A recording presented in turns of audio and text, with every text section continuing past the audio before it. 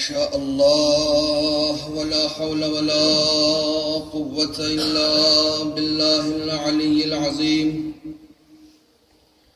حسبنا الله ونعم الوكيل، نعم المولى ونعم النصير.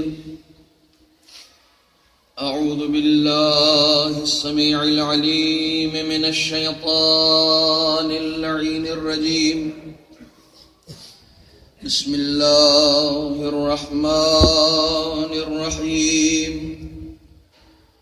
الحمد لله الذي جازي كل صانع ورائش كل قانع وراحم كل ضارع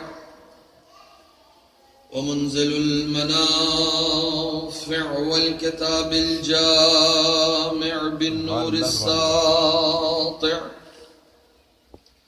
وهو للدعوات سامع وللكربات دافع وللدرجات رافع وللجبابرة قامع، فلا إله غيره ولا شيء يعدله، ليس كمثله شيء وهو السميع البصير اللطيف الخبير، وهو على كل شيء قدير. والصلاة والسلام والتحية والإكرام على السيد الأنام الذي سمي في السماء أحمد وفي الأرض أبي القاسم،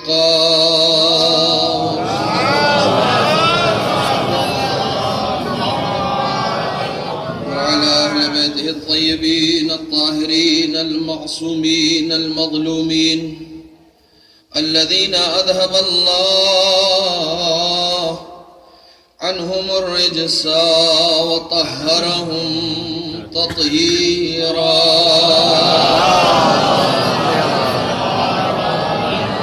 واللعنة الدائمة الباقية على أعدائهم وغاصب حقوقهم ومنكري فضائلهم من الآن إلى يوم الدين. أما بعد، فقد قال الله الحكيم في القرآن الكريم: بسم الله الرحمن الرحيم.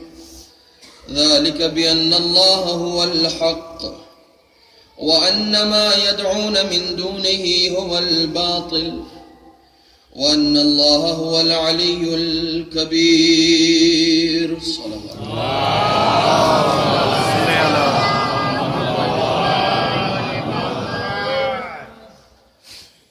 برادران عزیز، بزرگان محترم، کل سے جس سلسلے گفتگو کا آغاز ہوا ہے، آج اس کی دوسری قسط ہدیہ سماعت ہے. یہ عزاداری،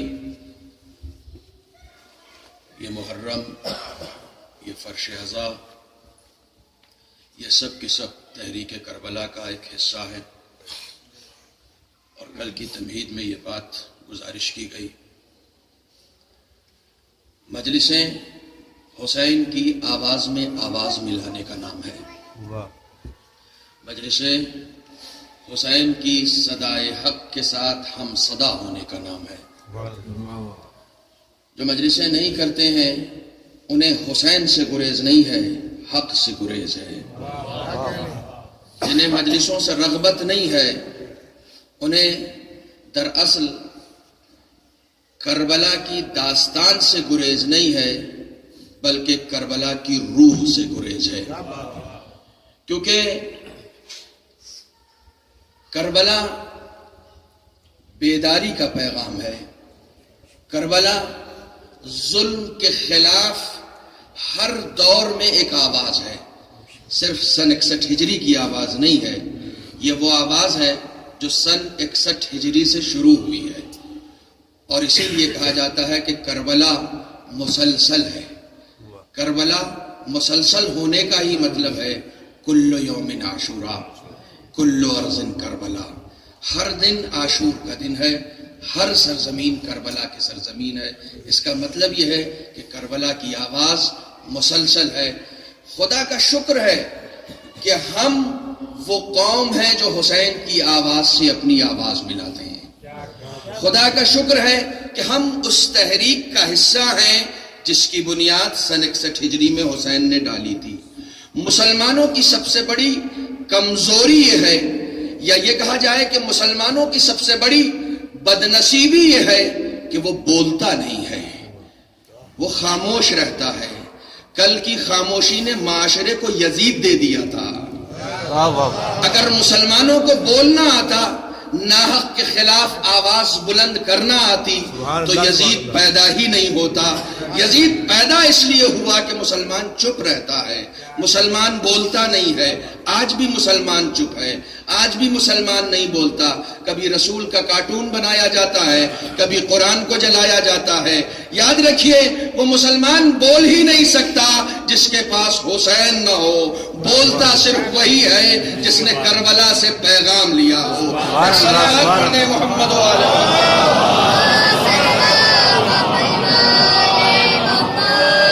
بولنے کے لیے شجاعت چاہیے ہوتی ہے۔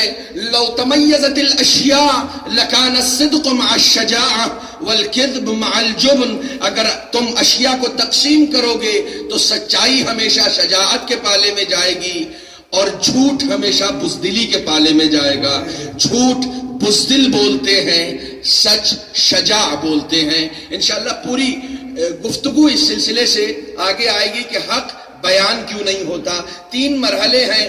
پہلا مرحلہ حق کو اپنانے کا ہے، دوسرا مرحلہ پہلا مرحلہ حق کو سمجھنے کا ہے، دوسرا مرحلہ حق کو اپنانے کا ہے، اور تیسرا مرحلہ حق کے دفاع کا ہے۔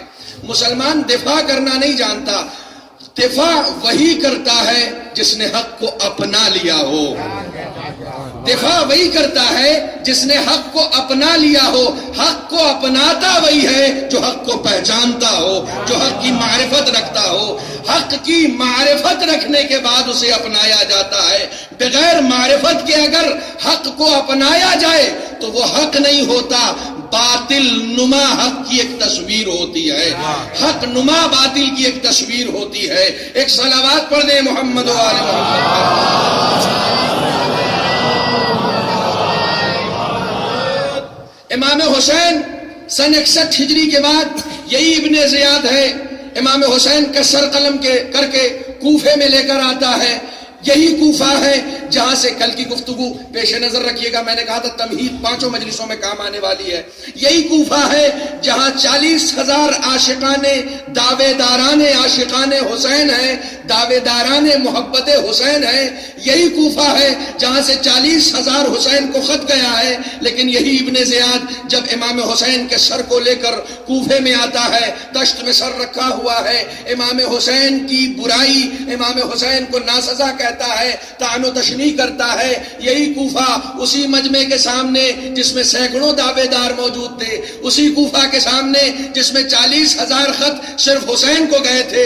حسین کو اظہار عشق کا دعویٰ نہیں چاہیے ہوتا ہے، حسین کو بے باک لوگ چاہیے ہوتے ہیں، حسین کو بولنے والے لوگ چاہیے ہوتے ہیں۔ اتنے بڑے مجمع میں ایک بھی نہیں بولا، لیکن ایک کے اندر شجاعت تھی، کھڑا ہوا، کھڑا نہیں ہو سکتا تھا، لاٹھی ٹیک کر کھڑا ہوا، کمر پہ ہاتھ رکھ کے کھڑا ہوا، بوڑھا تھا، نابینا تھا۔ حق بولنے کے لیے طاقت کی ضرورت نہیں ہوتی، یہ اسے معلوم تھا۔ حق بولنے کے لیے شجاعت کی ضرورت ہوتی ہے، وہ شجاعت اس کے اندر موجود تھی۔ طاقت و شجاعت میں بڑا فرق ہوتا ہے، انشاءاللہ آگے میں عرض کروں گا، بیان کروں گا۔ بوڑھا صحابی ہے، کمر پہ ہاتھ رکھ کے لاٹھی سے ٹیک کر کھڑا ہوا، کہتا انت الکذاب، جھوٹ بول رہا ہے تو۔ ابن زیاد حیران ہو گیا، فوج میرے پاس ہے، حکومت میرے پاس ہے، طاقت میرے پاس ہے، ان تمام طاقتوں کے خلاف اس بوڑھے میں آواز اٹھانے کی ہمت کیسے ہو گئی؟ کہا اسے پکڑ کے لے کر آؤ۔ ابن زیاد کے سامنے لایا گیا، کہا یہ بتا تجھ میں اتنی طاقت کہاں سے آئی کہ تم مجھ پر آواز اٹھا رہا ہے، تم مجھے جھوٹا کہہ رہا ہے؟ کہا یہ طاقت میں نے حسین سے لی ہے۔ حق بولنے کے لیے طاقت کی ضرورت نہیں پڑتی، شجاعت کی ضرورت پڑتی ہے۔ کہا یہ بتا تجھے میں سولی پہ لٹکا دوں تو کیا ہوگا؟ کہا خدا کی قسم یہی تو میری آخری تمنا تھی کہ میں حسین کی راہ میں قربان ہو جاؤں. کربلا جانے سے رہ گیا تھا, یہ مقصد بھی تو میرا پورا کر دے. صلوات پڑھ دے محمد والے.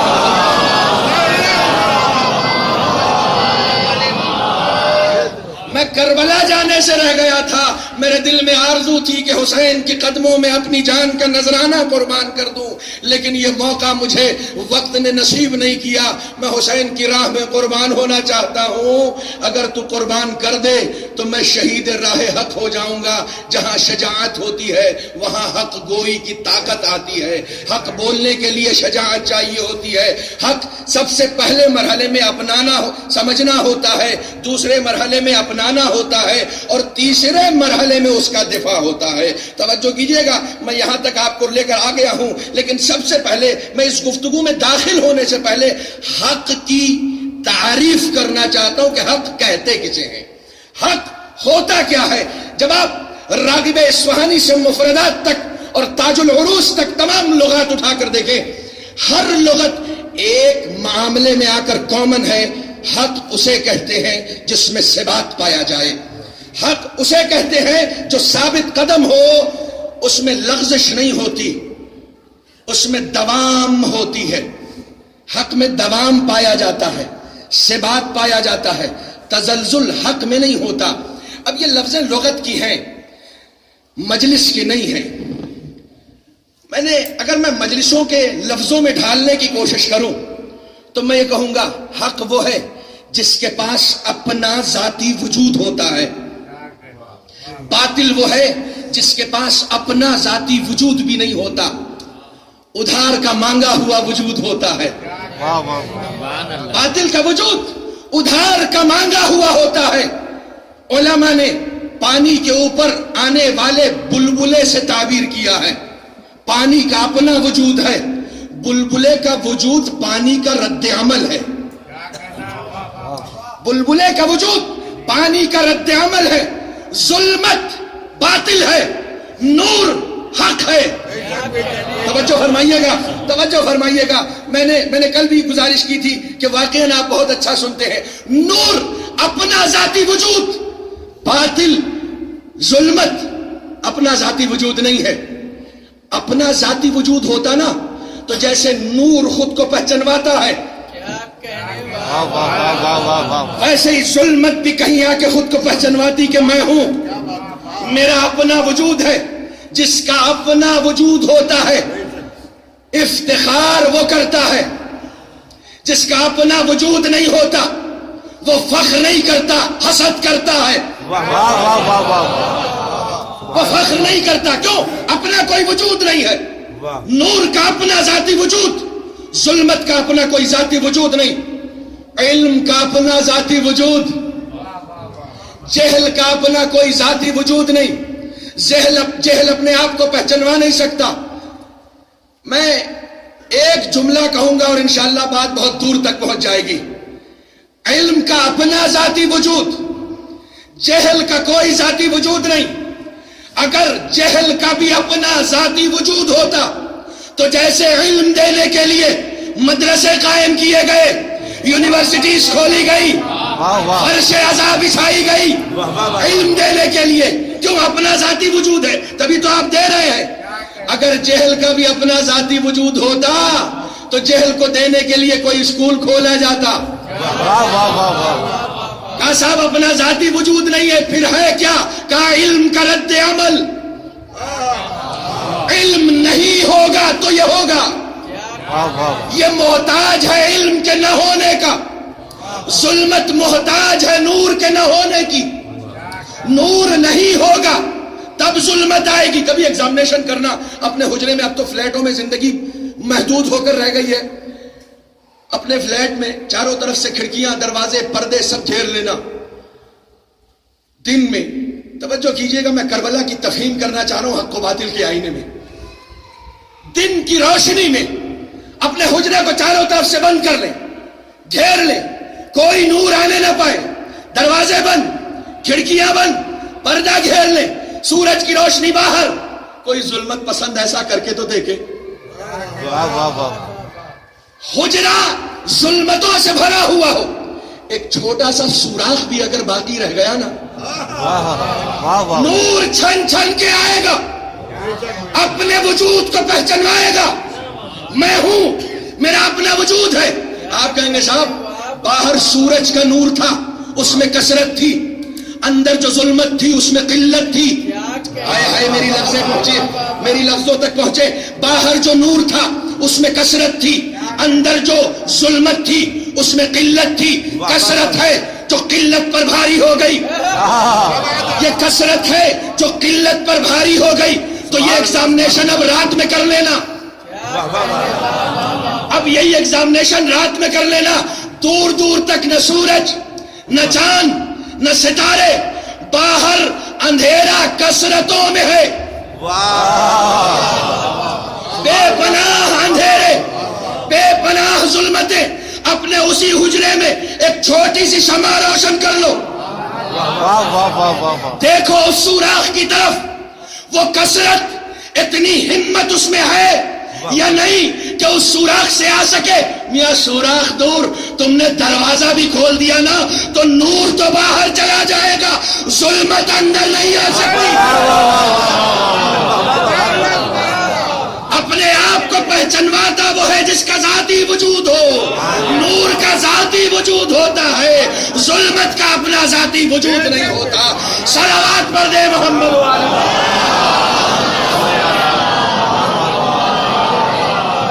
اب یہاں پر روک کے ایک لفظ صرف کہوں گا آپ کے ذوق کے مطابق، صرف ایک لفظ کہوں گا۔ حق و باطل میں کبھی معرکہ نہیں ہوتا، حق و باطل میں کبھی لڑائی نہیں ہوتی، حق و باطل میں کبھی پنجہ آزمائی نہیں ہوتی، حق و باطل میں کبھی زور آزمائی نہیں ہوتی۔ حق کا کام ہے بس آ جانا، حق لڑتا نہیں ہے، حق کا کام ہے بس آ جانا۔ باطل خود بخود فنا ہو جاتا ہے، ویسے ہی جیسے نور و ظلمت میں کوئی لڑائی نہیں ہوتی، نور و ظلمت میں کوئی پنجہ آزمائی نہیں ہوتی، نور کا کام ہے بس آ جانا۔ وہ ظلمتوں سے لڑتا نہیں ہے، بس آ جاتا ہے، ظلمت فنا ہو جاتی ہے، چاہے جتنی کثیر ہو، لیکن قلیل نور کے سامنے بھی فنا ہو جاتی ہے۔ اب سمجھ میں آیا کربلا جیتا کون ہے؟ دیکھو حق کس کے پاس ہے، حق باطل سے لڑتا نہیں، بس آ جاتا ہے۔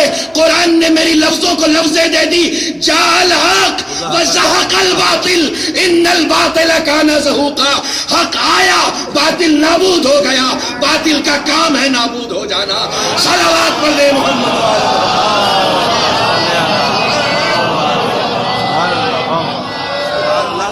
حق و باطل میں کبھی معرکہ نہیں ہوتا، حق و باطل میں کبھی لڑائی نہیں ہوتی۔ حق آتا ہے، باطل خود بخود نابود ہو جاتا ہے، اپنا ذاتی وجود نہیں ہے۔ حق کا اپنا ذاتی وجود ہوتا ہے، باطل کا اپنا ذاتی وجود نہیں ہوتا۔ تو اب پہلا مرحلہ یہ حق سمجھ میں آ گیا، جس میں ثبات پایا جائے، لغزش نہیں ہوتی، اس میں تزلزل نہیں ہوتا۔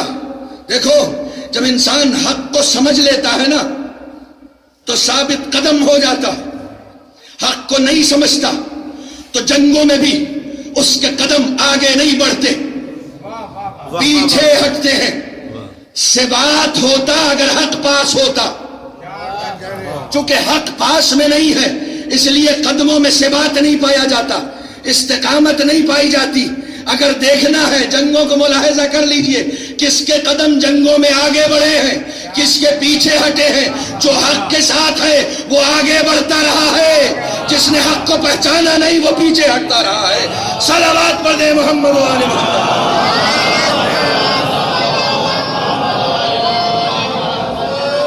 اب پہلا مرحلہ ہے حق کو پہچاننا، پہلا مرحلہ ہے حق کی معرفت۔ دیکھیں مجھے 5 دن مسلسل گفتگو کرنی ہے۔ دوسرا مرحلہ ہے حق کو اپنانا، تیسرا مرحلہ ہے حق کا دفاع کرنا۔ پہلے حق کو پہچاننے کے لیے علم چاہیے، حق کو اپنانے کے لیے طہارت قلب چاہیے، حق کا دفاع کرنے کے لیے شجاعت چاہیے۔ سبحان اللہ، سبحان توجہ فرمائیے گا۔ حق اپنانے کے لیے علم چاہیے، حق کو سمجھنے کے لیے علم چاہیے۔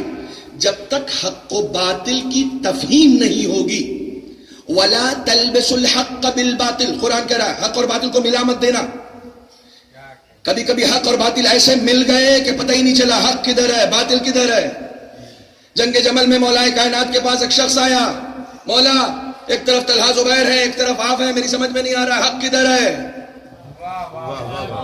مولا نے کہا انک لم تعرف الحق فتعرف من اتاہ، انک لم تعرف الباطل فتعرف من اتاہ. تو نے حق ہی کو نہیں پہچانا تو اسے کیسے پہچانے گا جو حق والا ہے. تو نے باطل ہی کو نہیں پہچانا تو اسے کیسے پہچانے گا جو باطل والا ہے. مطلب حق والوں اور باطل والوں کو پہچاننے کے لیے پہلے حق کی معرفت ضروری ہوتی ہے. حق ہے کیا، باطل ہے کیا، حق کسے کہتے ہیں، تو اس کے لیے چاہیے ہوتا ہے علم. حق کی معرفت کے لیے علم درکار ہوتا ہے. جب تک علم نہیں ہوگا حق نہیں پہچانا جائے گا. تو اب علم کہاں سے آئے؟ خدا قرآن میں کہتا ہے واللہ اخرجکم من بطون امہاتکم لا تعلمون شیئا. اس نے ماؤں کی بطنوں سے تمہیں پیدا کیا اور تم کچھ جانتے نہیں تھے. تو جو جاہل پیدا ہوا ہو وہ علم کہاں سے لائے؟ کسی کو علم دے کے بھیجا نہیں. حق کو پہچاننے کے لیے علم چاہیے، حق کو اپنانے کے لیے طہارت چاہیے. اب طہارت اس کے پاس کہاں سے آئے جو ایک نجس قطرے سے پیدا ہوا؟ طہارت اس کے پاس کہاں سے آئے جو پیدا ہوا تو غسل ولادت لے رہا ہے، مر گیا تو غسل میت لے رہا ہے. بھائی طہارت آئے کہاں سے؟ شجاعت کیسے آئے جس کے لیے حق کا دفاع کرنا، حق کا دفاع کرنے کے لیے شجاعت ضروری ہے. اب شجاعت کہاں سے آئے؟ قرآن کہہ رہا خلق الانسان ضعیفا، ہم نے اس انسان کو کمزور پیدا کیا ہے، ضعیف پیدا کیا ہے. میں قرآن سے گفتگو کر رہا ہوں. علم چاہیے حق شناسی کے لیے، ہم جاہل پیدا ہوئے. طہارت قلب چاہیے حق اپنانے کے لیے، ہم نجس پیدا ہوئے. شجاعت چاہیے حق کا دفاع کے لیے، ہم ضعیف پیدا ہوئے. تو اب تلاش کرو کچھ ایسے لوگوں کو جو پیدا ہوئے تو قرآن کی تلاوت کرتے ہوئے پیدا ہوئے، جن کے علم کا عالم یہ تھا کہ رسول سے دریافت کر رہے ہیں. توریت پڑھیں، انجیل پڑھیں، زبور پڑھیں، یا اس قرآن کو پڑھے جو ابھی نازل نہیں ہوا. معلوم ہوا کچھ لوگ ایسے پیدا ہوئے جو علم لے کر آئے، تو اب ان کی تلاش ضروری ہے کیونکہ ہمارے پاس علم نہیں ہے، علم ہے ان کے پاس. اب ہمیں ان کے پاس جانا پڑے گا. ہمارے پاس طہارت نہیں ہے لیکن کچھ ایک گھرانہ ایسا ہے کہ جس کے لیے قرآن نے طہارت کا سرٹیفکیٹ دیا ہے. یطہرکم تطہیرا کی آیت دی ہے. عجیب و غریب مرحلہ فکر ہے. قرآن نے طہارت کی سرٹیفکیٹ دی ہے. وہ لوگ پاکیزہ ہیں، پیدا ہوتے ہیں تو بھی پاکیزہ رہتے ہیں، مر جاتے ہیں تو بھی پاکیزہ رہتے ہیں. بڑے عجیب و غریب مرحلے میں پہنچ گیا. علامہ حائری پاکستان میں تقریر کر رہے تھے. ایک صاحب کھڑے ہوئے، کہا یہ بتائیے قرآن میں جو آیت ہے انما یرید اللہ لیذھب عنکم الرجس اہل البیت ویطہرکم تطہیرا، یہ جو قرآن مجید کی آیت ہے کہ اہل بیت اللہ نے آپ سے رجس کو دور رکھا ہے، تو یہ بتائیے کہ اللہ نے اہل بیت کو جو طاہر بنایا ہے وہ اس آیت کے نزول سے کے بعد طاہر بنایا ہے؟ سبحان اللہ سبحان اللہ. یا پہلے سے وہ طاہر تھے؟ وہ پہلے سے پاکیزہ تھے یا قرآن کی اس آیت کے بعد پاکیزہ ہوئے؟ علامہ حائری نے جواب دیا، عقل سے جواب دوں، قرآن سے جواب دوں، تاریخ سے جواب دوں، حدیث سے جواب دوں، منطق سے جواب دوں، فلسفے سے جواب دوں، تو بتا کس سے جواب دوں؟ کوئی ایک گوشہ بتا دے جس سے جواب دوں. کہا نہیں ہم تو قرآن والے ہیں، آپ قرآن سے جواب دیجئے. کہا رسول کو خدا بند عالم نے حکم دیا تھا بسم اللہ الرحمن الرحیم قل هو اللہ احد. اے رسول کہہ دو اللہ ایک ہے. یہ بتا رسول کے کہنے سے پہلے وہ ایک تھا کہ نہیں تھا؟ صلوات پڑھ دے محمد والے.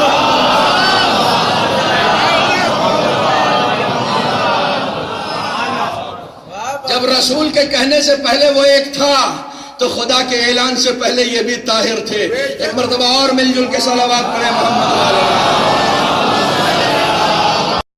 طہارت قلب کا، تو طہارت قلب کے لیے ایسے خانوادے کو تلاش کرنا پڑے گا جو طہارت کی سرٹیفکیٹ اور سند لے کر آئے ہو. تیسرا مرحلہ ہے شجاعت کا. میری لفظیں یاد رکھیے گا. تیسرا مرحلہ ہے شجاعت کا، یعنی حق کا دفاع، حق کا ڈیفینس. سب سے سخت مرحلہ ہے، سب سے مشکل مرحلہ ہے. یہ اتنا آسان مرحلہ نہیں ہے. حق کا دفاع وہی کرے گا جو شجاع ہوگا. شجاعت کہاں سے آئے؟ ہم ضعیف پیدا ہوئے تو اب کسی ایسے گھرانے کی تلاش کرنی پڑے گی کہ جہاں شجاعت ورثے میں ملی ہو, جو شجاعت کی بھی سند لے کر آئے ہوں. اب میں ایک لفظ آپ کے حوالے کر رہا ہوں, اس لفظ کی قدر اور بزرگوں سے دعائیں چاہوں گا. میں نے شجاعت کی لفظ استعمال کی ہے, طاقت کی لفظ استعمال نہیں کی. سبحان اللہ سبحان اللہ. حق کا دفاع کرنے کے لیے طاقت نہیں چاہیے, شجاعت چاہیے. طاقت اکٹھا کرنا باطل والوں کا کام ہوتا ہے. واہ واہ واہ واہ واہ. ویپنز پہ وہ بھروسہ کرتے ہیں, ایٹم بم پہ وہ بھروسہ کرتے ہیں جو باطل پرست ہوتے ہیں. نہیں, طاقت کو سپر پاور وہ مانتے ہیں جو باطل پرست ہوتے ہیں. جو حق پرست ہوتے ہیں ان کے یہاں خدا سپر پاور ہوتا ہے, اس کے علاوہ کوئی سپر پاور نہیں ہوتا. تو میں نے لفظ جو ہے وہ شجاعت کی استعمال کی ہے, طاقت کی نہیں استعمال کی. طاقت جب اقتدار میں آتی ہے تو اپنے خنجر کو اپنے دشمن کے گلے پر لا کر ناز کرتی ہے. شجاعت جب اقتدار میں آتی ہے تو دشمن کے سینے پہ سوار ہو کر اتر آنے پہ ناز کرتی ہے. یہ طاقت و شجاعت کا فرق ہے. طاقت ظلم کرنے پر یقین رکھتی ہے, شجاعت معاف کر دینے پر یقین رکھتی ہے. نہیں, میں لفظ حوالے کروں آپ کے. طاقت پانی بند کر دینے پر یقین رکھتی ہے, شجاعت دشمن کو پانی پلانے پر یقین رکھتی ہے. اور آگے بڑھے, طاقت گلے کاٹنے پر یقین رکھتی ہے. نہیں, تھوڑا سا اور آگے بڑھ جائے. طاقت خاص عمر میں ملتی ہے. جسم بڑا ہو, توانا ہو, شعور کی منزل میں آؤ, بڑے ہو جاؤ, ایک خاص عمر آئے گی نا تب طاقت ملے گی. شجاعت گہوارے میں کلہ ازدر چیل دیتی ہے. یہ طاقت و شجاعت کا فرق ہے. شجاعت ہر کس و ناکس کو نہیں ملتی, شجاعت ہر ایک کو نہیں ملا کرتی. شجاعت اللہ کی ایک عطا کا نام ہے. شجاعت اللہ کی ایک عطا کا نام ہے. خدا بند عالم نے علم ہمیں نہیں دیا, طہارت ہمیں نہیں دی, شجاعت ہمیں نہیں دی, لیکن ایسا نہیں ہے کہ اس سے یکسر محروم کر دیا ہو. ایسا بھی نہیں ہے کہ اس سے یکسر محروم کر دیا ہو. اس نے 3 قوتیں ہمیں دی ہیں. پہلی قوت کا نام ہے قوہ عقل و فکر. میں صاحبان علم و فہم کے درمیان پڑھ رہا ہوں. پہلی قوت کا نام ہے قوہ عقل و فکر. قوہ عقل و فکر کا استعمال انسان کو عالم بناتا ہے. جہاں قوت عقل و فکر کام کرنا بند کر دیتی ہے نا, وہاں علم کے دروازے بند ہو جایا کرتے ہیں. دوسری قوت کا نام ہے قوہ شہوت. عجیب و غریب بات یہ ہے کہ ہم یہ سمجھتے ہیں کہ قوہ شہوت جو ہے وہ گناہ کا ذریعہ ہے. اللہ نے یہ نعمت بنا کر ہمیں دیا ہے. کہا قوہ شہوت پہ کنٹرول تمہیں پاکیزہ بناتا ہے. جتنا قوہ شہوت پر کنٹرول کرتے جاؤ گے پاکیزہ ہوتے جاؤ گے. تیسری قوت ہے جس کا نام ہے قوہ غضب. قوہ غضب پر کنٹرول تمہیں شجاع بناتا ہے. قوہ غضب پہ کنٹرول تمہیں شجاع بناتا ہے. میرے ساتھ رہیے گا. کسی سے دھکا لگ گیا, وہاں پر تیوریوں پہ بل لا کے اپنی طاقت دکھانا نامردی ہوتا ہے. لیکن آپ کو غصہ آیا, اس غصے کو پی جانا شجاعت ہوتا ہے. جو ہمارا اس غصے کو پی جانا شجاعت ہوتا ہے. دیکھو, اقتدار میں آ کے ظلم طاقت والے کرتے ہیں, اقتدار میں آ کے معاف کر دینا شجاعت والوں کا کام ہوتا ہے. ہم وہ قوم ہے جس کا رہبر سید سجاد ہے. ہم وہ قوم ہے جس کا آقا امام حسین ہے. ہمیں ناز ہونا چاہیے اپنے آقاؤں پر, ہمیں فخر ہونا چاہیے اپنے آقاؤں پر. فخر اسی وقت ہوگا جب ہمارا عمل بھی ایسا ہو جائے کہ ہمارے آقا کو بھی ہم پر ناز ہونے لگے. صلوات پڑھیں محمد و آل محمد. اپنی طاقت دکھانا یہ شجاعت نہیں ہوتا، بلکہ جب آپ اقتدار میں آئے ہیں تو معاف کر دینے کی صفت کو اپنے قوہ غضب پہ حاوی کر دینا ہی شجاعت کہلاتا ہے۔ امام سید سجاد کس دور میں زندگی گزار رہے ہیں؟ پڑھ دیں صلوات پڑھ دیں۔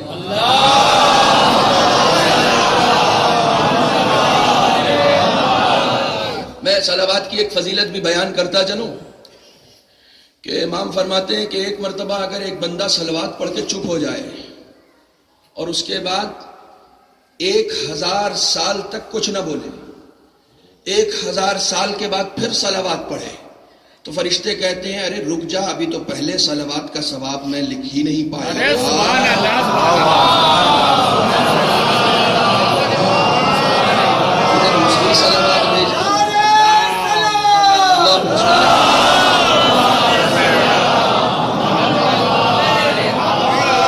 دیکھو ہمارا یہ نعرہ ایسا ہے نا، یہ صلوات کا نعرہ ہمارا ایسا ہے کہ اس کی جگہ کوئی لے ہی نہیں سکتا۔ دنیا میں جتنے بھی نعرے آ جائیں اس کی جگہ نہیں لے سکتے، کیونکہ یہ واحد نعرہ ہے جو خدا بھی لگاتا ہے۔ روز نماز کے بعد پڑھتے ہو ان اللہ و ملائکتہ یصلون علی النبی، اللہ بھی لگاتا ہے، ملائکہ بھی لگاتے ہیں، اس نعرے کی جگہ کوئی نہیں لے سکتا۔ ویسے نعرے چاہے جتنے ہوں، نعرے ذمہ داریاں گھٹاتے نہیں ہیں، بڑھاتے ہیں۔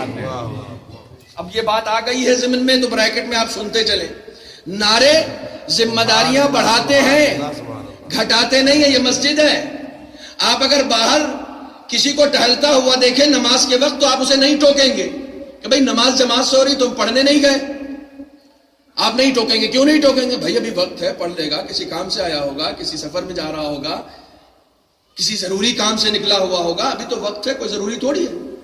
لیکن اسی کے برعکس ایک شخص آئے مسجد میں، آ کے اذان دے اور اذان دے کر باہر چلا جائے، واہ واہ سبحان اللہ، نماز نہ پڑھے، تو ہر دیکھنے والا حیران ہوگا، میاں آپ نے اذان دی اور باہر چلے گئے۔ کہا میں مؤذن ہوں، امام جماعت تھوڑی ہوں، صرف اذان کے پیسے ملتے ہیں مجھے، نماز کے تھوڑی ملتے ہیں۔ اب اذان دے کے اگر وہ باہر چلا جائے تو ہر آدمی پوچھے گا، سوال پوچھے گا کہ بھائی یہ باہر کیسے، ابھی آپ نماز نہیں؟ کیوں پوچھے گا؟ کیونکہ اس نے اذان دی ہے، اس نے نعرہ لگایا ہے۔ نعرہ لگانے کے بعد ذمہ داریاں بڑھ جاتی ہیں، گھٹتی نہیں ہیں۔ صلوات پڑھ دیں محمد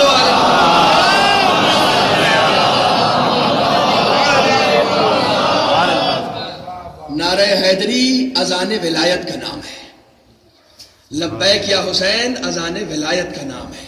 نعرہ حیدری لگانے کے بعد ذمہ داریاں گھٹتی نہیں ہیں اور بڑھ جاتی ہیں، لبیک یا حسین کہنے کے بعد ذمہ داریاں گھٹتی نہیں ہیں اور بڑھ جاتی ہیں۔ بات سنتے جائیے آپ، امام جعفر صادق علیہ الصلوۃ والسلام بالکل انہی ایام سے مخصوص ہے، انہی ایام سے مخصوص ہے۔ میرا نوجوان لکھ لے ان باتوں کو۔ امام فرماتے ہیں، چھٹے امام فرماتے ہیں کہ جب حسین کی زیارت کرنا چاہو تو 7 مرتبہ تسبیحات اربعہ پڑھو اور 7 مرتبہ تکبیر کہو، سبحان اللہ والحمد للہ ولا الہ الا اللہ واللہ اکبر۔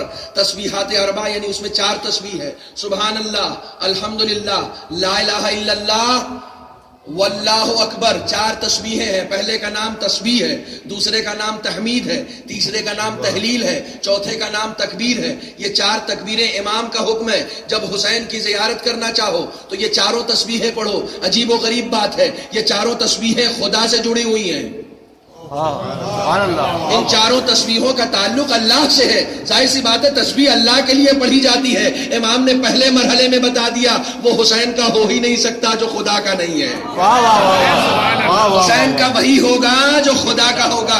7 مرتبہ تسبیحات اربعہ پڑھو اور 7 مرتبہ تکبیرۃ الاحرام کہو، اور اس کے بعد میرے نوجوان اپنے لوح دل پر امام کی یہ تحریر لکھ لیں۔ اس کے بعد فرماتے ہیں اپنے آقا سے کہو، اپنے سرکار سے کہو، سرکار سید الشہداء سے کہو، ان لم یجب کا بدنی عند استغاثتی، اے میرے آقا کل جب آپ نے آواز استغاثہ دی تھی، کل کی تمہید پیش نظر رکھیے گا، ہم جو مجلسوں میں آ رہے ہیں نا کربلا کا حصہ بن رہے ہیں، کربلا کی تحریک کا حصہ بن رہے ہیں۔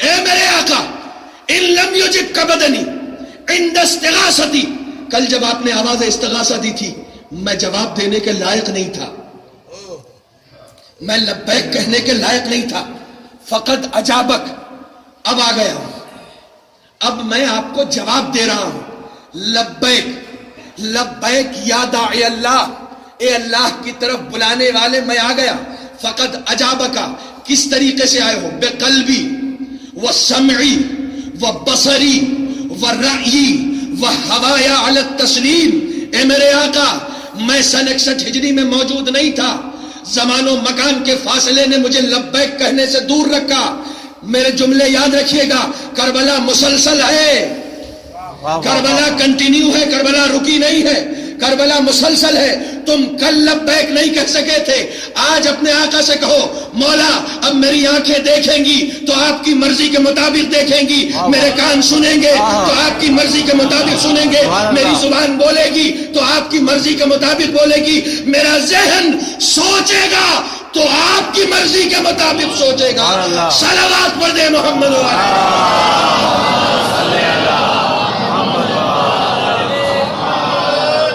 اور صلوات پڑھے محمد و آل محمد۔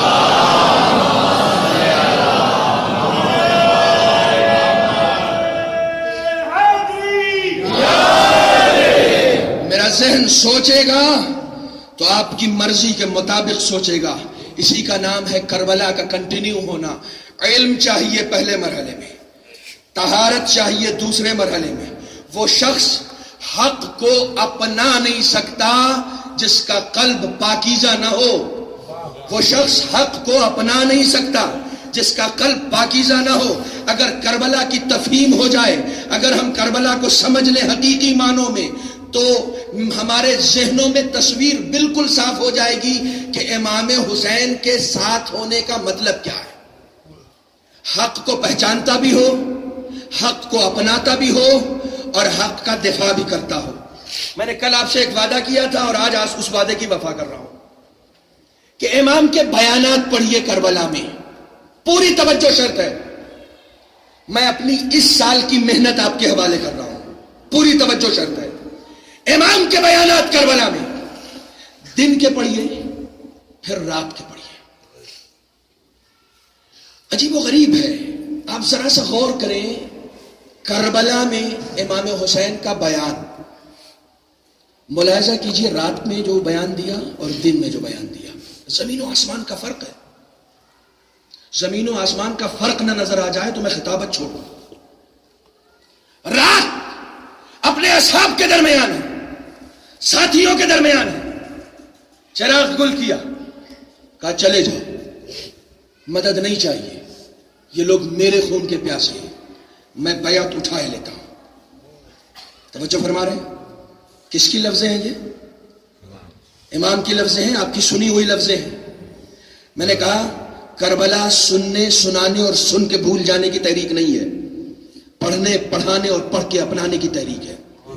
سمجھیے کربلا کو، رات میں بیان دیا چلے جاؤ، مدد نہیں چاہیے، یہ لوگ میرے خون کے پیاسے ہیں، میں بیعت اٹھائے لیتا ہوں، اللہ اکبر، میرے امام کا کرم 2 قدم اور آگے بڑھ گیا، میں جنت کی ضمانت لیتا ہوں، چلے جاؤ، مدد نہیں چاہیے۔ یہی امام تصور کر سکتے ہیں اپنا امام اپنا بیان بدل دے؟ یہ ہو سکتا ہے کبھی امام کے بیانات بدل جائیں؟ رات رخصت کر رہے تھے، عصر عاشور آتے آتے گھوڑے پر سوار ہیں، کہتے ہیں ہے کوئی مدد کرنے والا؟ غور کیا کربلا پر؟ کربلا پہ غور کیا؟ رات کہا مدد نہیں چاہیے، چلے جاؤ، یہ میرے خون کے پیاسے ہیں، میں بیعت اٹھائے لیتا ہوں۔ دن آتے آتے کہہ دیا کہ ہے کوئی مدد کرنے والا، آ جاؤ۔ بیان میں اختلاف کیسے آ گئے؟ ایک امام، ایک ہی منزل، ہم اس امام کے ماننے والے ہیں، ان کرداروں کے ماننے والے ہیں کہ آپ ایک کی بات کرتے ہیں، ہم 14 کی ضمانت لیتے ہیں، آپ 14 کے بیانات میں کوئی اختلافات نہیں دکھا سکتے۔ جو پہلا کہتا ہے یہاں وہی دوسرا کہتا ہے، وہی اوسط کہتا ہے، وہی آخر کہتا ہے، یہاں کل کے کل محمد ہیں، سب کا بیان ایک ہوتا ہے۔ لیکن کربلا میں امام نے رات رخصت کیا، دن میں بلایا، ذرا سا دونوں بیانات کی پوزیشن دیکھیے، دونوں بیانات کے مقامات دیکھیے۔ پہلا بیان کہاں ہے؟ دیکھیں کربلا سمجھنے کی تحریک ہے، یہ جملہ یاد رکھیے گا. پہلا بیان کہاں ہے اور دوسرا بیان کہاں ہے؟ امام نے پہلا بیان اپنوں میں دیا ہے. پہلا بیان اپنوں میں دیا ہے، وجہ نہیں بتائی تاریخ میں کہیں بھی، روایتوں میں وجہ نہیں بتائی. طالب علم کا ذہن کہیں نہ کہیں پہنچتا ہے. امام کا پہلا بیان اپنوں میں ہے، دوسرا بیان غیروں میں ہے. امام حسین کی راہ میں جان دینا اتنا آسان نہیں ہے. امام حسین کی راہ میں قربانی اور شہادت حاصل کرنا اتنا آسان نہیں ہے. ہر کس و ناکس کو یہ منصب مل نہیں سکتا، ہر کس و ناکس کو یہ مرتبہ مل نہیں سکتا. پہلا بیان اپنوں میں تھا کہ چلے جاؤ. امام کو ایک سند دینی تھی، امام کو ایک خطاب دینا تھا. جیسے اصحاب مجھے ملے ویسے اصحاب نہ میرے نانا کو ملے، نہ میرے دادا کو ملے، نہ میرے جد کو ملے، نہ میرے بابا کو ملے، کسی کو نہیں ملے. یہ سند دینی تھی نا. تو یہ رات اپنوں میں یہ بیان اس لیے دیا، توجہ کیجئے گا، ابھی میں نے مرحلہ سر نہیں کیا ہے. رات اپنوں میں یہ بیان اس لیے دیا کہ کل جان دینی ہے. کہیں ایسا نہ ہو کوئی نااہل ہو اور ابھی بھی میرے پہلو میں بیٹھا ہو، کوئی نااہل ہو اور ابھی بھی میرے پہلو میں بیٹھا ہو. کہا چلے جاؤ، یعنی اب بھی اگر کوئی نااہل ہے تو یہاں سے چلا جائے. دن کا بیان دشمنوں میں ہے، اپنوں میں نہیں ہے. وہاں بلا اس لیے رہے ہیں، رات اس لیے رخصت کیا کہ میرے پاس کوئی نااہل نہ رہے. دن میں دشمنوں میں اس لیے بلایا کہ کہیں ان نااہلوں میں کوئی اہل رہ نہ جائے. اگر کوئی اہل ہے تو اب بھی چلا ہے، حسین کا دروازہ کھلا ہوا ہے. صلوات پر دے محمد والے.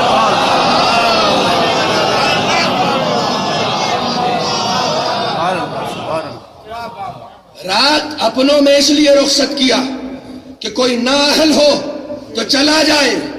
کل غیروں میں اس لیے یہ کہا کہ وہاں کوئی اہل ہو تو چلا آئے. تم کیسی ذاکری کرتے ہو، تم کیسی خطابت کرتے ہو، تم کیسی شاعری کرتے ہو. حسین بلانے والی ذات کا نام ہے، بھگانے والی ذات کا نام نہیں ہے، چھوڑنے والی ذات کا نام ہے، توڑنے والی ذات کا نام نہیں ہے.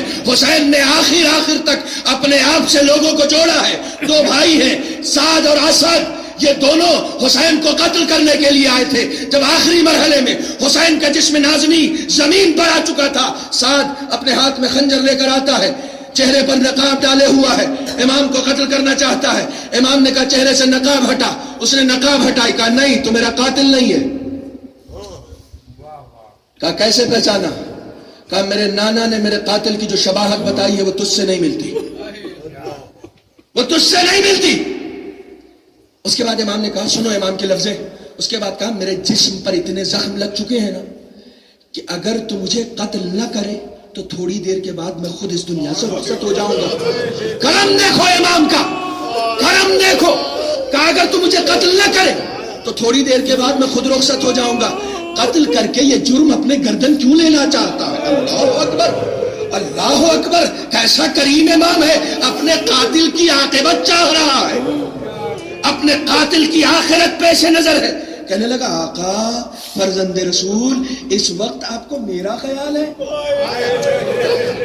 اس مرحلے میں آپ کو میرا خیال ہے. کہا مجھے اپنے نانا کے امت کی فکر نہیں ہوگی تو پھر کسے ہوگی؟ بس ایک جملہ امام کا منقلب ہو گیا، اسی خنجر کو لے کر پلٹ گیا. کہا اے آقا پھر اب محشر میں رسول خدا کے سامنے گواہی دیجئے گا، میں آپ کی راہ میں جان دینے جا رہا ہوں. گیا، دشمنوں سے جنگ کی اور شہادت پائی. اور آخری وقت میں امام سے کہا آقا میری گواہی دے دیجئے گا، میں آپ کی محبت میں جان دے رہا ہوں. امام نے آخر وقت تک منقلب کیا ہے، بدلا ہے، اپنی طرف لے کر آئے ہیں، کسی کو اپنے آپ سے دور نہیں کیا ہے. یہ امام کی ذات ہے، یہ امام کا کرم ہے، یہ امام کا کرم ہے. وقت بھی گزر گیا. کتنا کریم امام ہے، کتنا کریم امام ہے. کیسا کرم پایا جاتا ہے اس امام کے اندر. آپ کو معلوم ہے جس وقت مولائے کائنات کی حکومت کوفے میں تھی، اس وقت شمر کسی جرم میں مولا کائنات کی حکومت میں قید میں تھا. بزرگ جانتے قید میں تھا. شمر نے ایک دن زندان بان سے پوچھا کہ یہ بتاؤ علی کبھی قیدیوں کو دیکھنے کے لیے آتے ہیں کہ نہیں آتے؟ کہاں آتے ہیں؟ فلاں دن آتے ہیں. کہا اب آئیں تو بتانا. زندان بان آتا ہے ایک دن شمر کے پاس. کہا مبارک ہو علی آئے ہیں، اپنے دونوں بچوں کے ساتھ آئے ہیں، اگر تجھے معافی مانگنی ہے تو مانگ لے آج. دونوں بچوں کے ساتھ آئے ہیں. نوجوانوں یہ دونوں بچے چھوٹے نہیں ہیں، یہ دونوں بچے کوفے کے ہیں. کوفہ ہے یہ، کوفہ یعنی حسین بھی صاحب اولاد ہو گئے، حسن بھی صاحب اولاد ہے. یہ دونوں بچے مولا کائنات کے صاحب اولاد ہو چکے ہیں، جوان ہیں. دونوں کے ساتھ قیدیوں کو دیکھنے کے لیے آئے. جیسے ہی مولا کائنات آئے، زندان بان آیا، کہنے لگا آقا شمر آپ سے ملنا چاہتا ہے. شمر کا نام سنا، چہرے پہ ایک عجیب و غریب کراہت. مولا کائنات کی آئی. کہہ دو ابھی آتا ہوں. سنو امام کا کرم سنو، کتنا کریم ہے تمہارا آقا، کرم سنو. کہہ دو ابھی آتا ہوں. گئے، ٹہلتے ہوئے گئے. شمر زنجیروں میں جکڑا ہوا تھا. کہا مولا بچی ہوئی زندگی آزاد نہیں ہو سکتی، میرے گناہ معاف نہیں ہو سکتے؟ اب ذرا دیکھو علی کو معلوم ہے کہ یہ شمر حسین کا قاتل ہے. علی کو معلوم ہے، علی کیسے معاف کریں گے، علی کیسے آزاد کریں گے؟ کہا نہیں تیرے گناہ معاف نہیں ہو سکتے. یہ کہہ کے آگے بڑھ گئے. اس نے امام حسن کا دامن تھام لیا. کہا آقا میں نے سنا ہے کہ بابا آپ کی بات ٹالتے نہیں، سفارش کر دیجئے اپنے بابا سے. یہ امام حسن کا قاتل نہیں ہے نا؟ وہ بھی آگے بڑھ گئے. کہا بابا نے منع کر دیا ہے، گنجائش نہیں ہے. اس کی آخری امید اس پہ ٹک گئی جس پہ اسلام بھی اپنی امیدیں لگائے ہوا ہے. پورا اسلام جس پہ اپنی امیدیں لگائے ہوا. ہاتھ پکڑ لیا امام حسین کا، ہاتھوں کو بوسا دیا اور بوسا دے کے کہتا ہے آقا آپ کو آپ کی ماں فاطمہ زہرا کی قسم ہے، اپنے بابا سے میری سفارش کر دیجئے، میں بچی ہوئی زندگی آزادانہ طور پر گزارنا چاہتا ہوں. آپ بڑی آسانی سے مسائل کی طرف آ گئے. میں بچی ہوئی زندگی آزادانہ گزارنا چاہتا ہوں. جو جواب مولا کائنات نے دیا تھا، جو جواب امام حسن نے دیا تھا، اب امام کا جواب وہ نہیں ہے. کیوں؟ یہ انہی کا تو قاتل ہے، انہیں تو معلوم ہے نا کہ یہ میرا قاتل ہے. اچھا رک جا، میں بابا سے بات کرتا ہوں، میں بابا سے بات کرتا ہوں. تاریخ کہتی ہے کہ یہ دونوں امام باہر کھڑے ہوئے تھے زندان کے. امام سید الشہداء باہر گئے. باہر جانے کے بعد دیکھا بابا کھڑے ہوئے. کہا بابا شمر کے گناہ معاف نہیں ہو سکتے؟ جیسے ہی حسین کی طرف سے شمر کی سفارش سنی نا، تاریخ کی لفظیں ہیں مولا کائنات کھڑے ہوئے تھے، پیروں میں لرزہ آیا.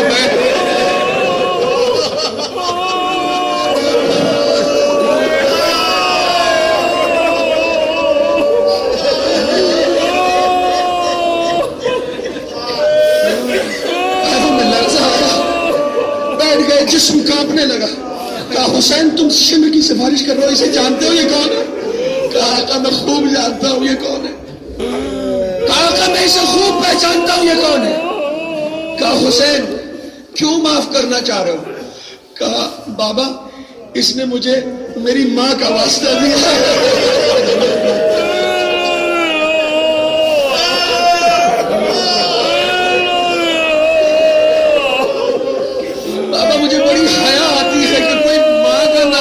مجھ سے کچھ طلب کرے اور میں اسے رد کر دوں، مجھے بڑی حیا. مولا نے کہا حسین تمہیں اختیار ہے. اللہ اکبر. سید سجاد کن کن منظروں کو یاد کر کے روئے. حسین تمہیں اختیار ہے. امام حسین اندر آئے، دربان سے کہا شمر کو جا کے نوید دے دے کہ وہ آزاد ہے. اللہ اکبر اللہ اکبر. آپ کو معلوم ہے یہ واقعہ مجھے ملا کہاں سے؟ یہ واقعہ مجھے وہاں سے ملا کہ جس وقت مروان نے آ کے سید سجاد کے گھر میں پناہ لی ہے نا، تو مروان کو امام سید سجاد نے بٹھایا اور بٹھا کے دو واقعے سنائے. کہا جانتا ہے میں نے تجھے کیوں پناہ دی؟ ہمارا تعلق اس قبیلے سے ہے کہ میرے دادا نے اپنے دشمن کو شربت پلایا تھا، میرے بابا نے اپنے دشمن کو آزاد کیا تھا. کہا جا اسے آزادی کی نوید دے دے. دربان جاتا ہے. سنو کرم ابھی ختم نہیں ہوا، کرم حسین کا بھی ختم نہیں ہوا. آگے بڑھے. کہا جا نوید دے دے کہ وہ آزاد ہے. زندان بان آیا. آنے کے بعد اس کی ہتھکڑیاں کھولنے لگا. حسین دور سے یہ منظر دیکھ رہے تھے, قریب گئے, زندان مان سے کہا ہٹ, میں اس کی زنجیریں خود اپنے ہاتھوں سے. حسین قتل سے بچنا نہیں چاہتے, حسین قتل سے نہیں, شہادت سے نہیں گھبراتے. یہ اس گناہ سے بچ جائے, اس جرم سے بچ جائے. اپنے ہاتھوں سے زنجیریں کھولی, اسے آزاد کیا. جیسے ہی آزاد ہو کر کھڑا ہوا, میرے آقا کے ہاتھوں پر بوسہ لیا اور لینے کے بعد کہا آقا میں آپ کا احسان کبھی نہیں بھولوں گا. امام مسکرائے, مسکرا کے کہا شمر مجھے معلوم ہے تو میرے اس احسان کا بدلہ بہت اچھے سے چکائے گا, مجھے اس بات کا اندازہ ہے. یہ کہہ کے حسین آگے بڑھ گئے, شمر دوسری طرف چلا گیا. ادھر مروان کو امام قصہ سنا رہے, جانتے ہو امام سید سجاد شام سے واپس آنے کے بعد کن کن منظروں کو یاد کر کے روتے تھے, کن کن منظروں کو یاد کر کے روتے تھے. جب سید سجاد واپس آئے ہیں نا تو ایک مرتبہ مرثیہ پڑھ رہے تھے, اپنے ہی گھر میں مرثیہ پڑھ رہے تھے. مرثیہ پڑھتے پڑھتے آپ نے کہا جانتے ہو میرے بابا نے شمر کو, اس شمر کو جس شمر کو آزاد کیا, جس کی زنجیریں اپنے ہاتھوں سے کھولی, جب وہی شمر میرے بابا کو قتل کرنے آیا ہے تو پسے پشت ذبح کیا. اس منظر کو یاد کر کر کے روتے تھے, پسے پشت ذبح کیا ہے. آپ کے گریہ کی آوازیں بلند ہو گئی ہیں. اس لیے میں عرض کر رہا ہوں, میں یہ مصائب کہیں پڑھتا نہیں ہوں, میں یہ جملے کہیں دہراتا نہیں ہوں. جانتے ہو اسلام میں جو ذبح کرنے کا حکم ہے نا, جانوروں کو بھی ذبح کرنے کا جو حکم ہے وہ گردن کے سامنے کے حصے سے. جانوروں کو بھی ذبح کرنے کا حکم گردن کے سامنے کے حصے سے. جانتے ہو یہ اس حصے سے حکم کیوں ہے؟ کیونکہ حیات کی ساری رگیں یہی ہوتی ہیں, خون کی ساری رگیں یہی ہوتی ہیں. جب جانور کو آپ ذبح کرتے ہیں نا تو اس کے جسم کا سارا خون فوراً نکل جاتا ہے, جانور کا دم آسانی سے نکل جاتا ہے. سید سجاد اس منظر کو یاد کر کر کے روتے تھے. وہ شمر جس پہ میرے بابا نے احسان کیا, جب قتل کرنے کے لیے آگے بڑھا ہے تو اپنے خنجر کو پتھروں پہ مارتا ہوا جاتا تھا, پتھروں پہ مارتا ہوا جاتا تھا تاکہ حسین کو ذبح کرنے میں, حسین کو قتل کرنے میں زیادہ سے زیادہ اذیت ہو. اور جب قتل کرنے پہنچے ہیں, جب قتل کرنے پہنچا ہے, اس وقت امام نے کوئی جملہ شمر سے کہا کہ ہاں صدقہ نبی, میرے نانا نے صحیح کہا تھا کہ تیرا چہرہ جہنمیوں جیسا ہے. بس اتنا سا جملہ کہنا تھا. شمر نے کہا اچھا اپنے نانا کی تعریف کرتے ہو. اب جسم کو پلٹ دیا اور پلٹنے کے بعد تاریخ کی لفظیں ہیں, مقاتل کی لفظیں ہیں. دیکھو ذبح کرنے کے لیے چھری پھیری جاتی ہے, شمر نے چھری پھیری نہیں ہے. فضربا علی عنقہ, امام کی گردن پر ضربیں لگائی. 15 ضربوں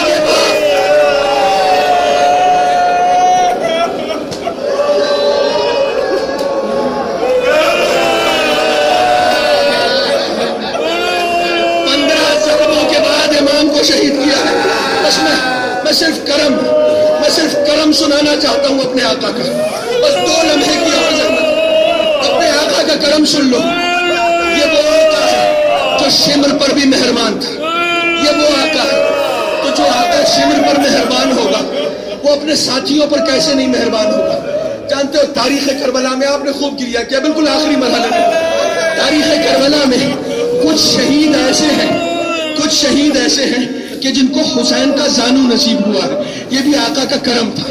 کچھ شہید ایسے حر, حبیب ابن مظاہر, مسلم ابن اوسجہ. وقت نہیں ہے, میں صرف گزر رہا ہوں. مسلم ابن اوسجہ ایک شہید ہے. بس صرف 2 غلاموں کا تذکرہ کرنا چاہتا ہوں. ایک شہید ہے جس کا نام جون ہے. جون غلام ابوذر ہے. ابوذر نے رسول کو دیا تھا. رسول سے ہوتا ہوا یہ غلام حسین تک آیا ہے. حسین کے پاس آتا ہے اور آنے کے بعد کہتا ہے آقا میرا خون سیاہ ہے, میرا چہرہ سیاہ ہے, میں حبش کا رہنے والا ہوں. آپ شاید مجھے اس لیے اجازت نہیں دے رہے ہیں کہ آپ کے پاکیزہ خونوں کے ساتھ میرا نجس خون نہ مل جائے. حسین نے گلے سے لگا لیا, جون یہ تم نے کیسی باتیں کی, کیا تم نے میری اماں کا عمل فضا کے ساتھ نہیں دیکھا, میرے بابا کا عمل عمر کے ساتھ نہیں دیکھا. اجازت دی. بس ایک منظر سنانا ہے. جس وقت جان نے آخری سلام کہا ہے، حسین قریب آئے ہیں، جان کا سر اٹھایا. کیسی استدعا کی تھی جان نے. جان کا سر اٹھایا، اپنے زانو پر رکھا. کرم دیکھو آقا کا، زانو پہ رکھا. جان غش میں تھے، جیسے ہی ہوش میں آئے کیا دیکھا؟ عرب میں غلام کا سر کبھی زانو پر کوئی آقا نہیں رکھتا، یہ دستوری نہیں ہے. جیسے ہی جان نے دیکھا آقا نے ایک غلام کا سر اپنے زانو پر رکھ دیا، فوراً سر کو زمین پر دے مارا. دستے ادب جوڑے، آقا غلام سے کوئی خطا ہو گئی، آقا غلام سے کوئی خطا ہو گئی. اب جیسے ہی سر زمین پہ دیا، پھر جان بے ہوش ہو گئے. حسین نے پھر سر اٹھایا، کرم اور آگے بڑھا. اب حسین نے اپنا رخسار جان کے رخسار پہ کہا، جاؤ جان، تمہارے جسم سے اب ہمیشہ خوشبو آئے گی، نالا سیراب کریں گے. بس آخری غلام کا ذکر سن لو. ایک اور حسین کا بھائی ہے جو پانی لانے کے لیے گیا تھا، جس نے آواز استغاثہ جب لگائی تھی نا تو حسین کمر پہ ہاتھ رکھ کے دوڑے تھے. الان انکسر ظہری آخی. جب عباس کے سرانے پہنچے ہیں، عباس کا سر اٹھایا، آخری لمحہ عباس کا سر اٹھایا، زانو پر رکھا. عباس نے کہا، آقا میری 3 خواہشیں ہیں. پہلی خواہش یہ کہ آنکھوں سے خون صاف کر دے کہ آپ کے چہرے کی زیارت کرے. لیکن حسین نے سر اٹھایا، سر اٹھا کے زانو پہ رکھا. جیسے ہی عباس کو احساس ہوا کہ آقا نے غلام کا سر اپنے زانو پر رکھ دیا ہے، میں کہوں گا اے جان، سر زانو سے ہٹانا تمہارے لیے بڑا آسان تھا، کیونکہ جب تم نے سر اٹھایا تھا تو کوہنیوں کا سہارا لیا تھا. یہ غلام اتنا مجبور ہے کہ اپنے آقا کے زانو سے سر بھی ہٹانا چاہتا، اپنے ہاتھ بھی دے چکا. عباس نے اپنے جسم کی پوری طاقت کو سمیٹا، اپنا سر زانو سے ہٹایا. کہا، اے آقا اب یہ سر نہ رکھیے گا. حسین نے کہا عباس کو، کہا آقا ایک منظر ستا رہا. کہا عباس کیسا منظر؟ کہا صبح سے جو آیا ہے آپ نے سب کے سروں کو اپنے زانوں پر رکھا ہے. ارے ابھی تھوڑی دیر کے بعد آپ کا سر ہوگا، زمین کربلا ہوگی، کسی کا زانو نصیب نہ ہوگا. ارے عجب نہیں کربلا میں ایک آواز گونجی ہو، اے عباس میں بقی سے آ گئی ہوں، حسین کا سر زمین پہ نہ پڑنے.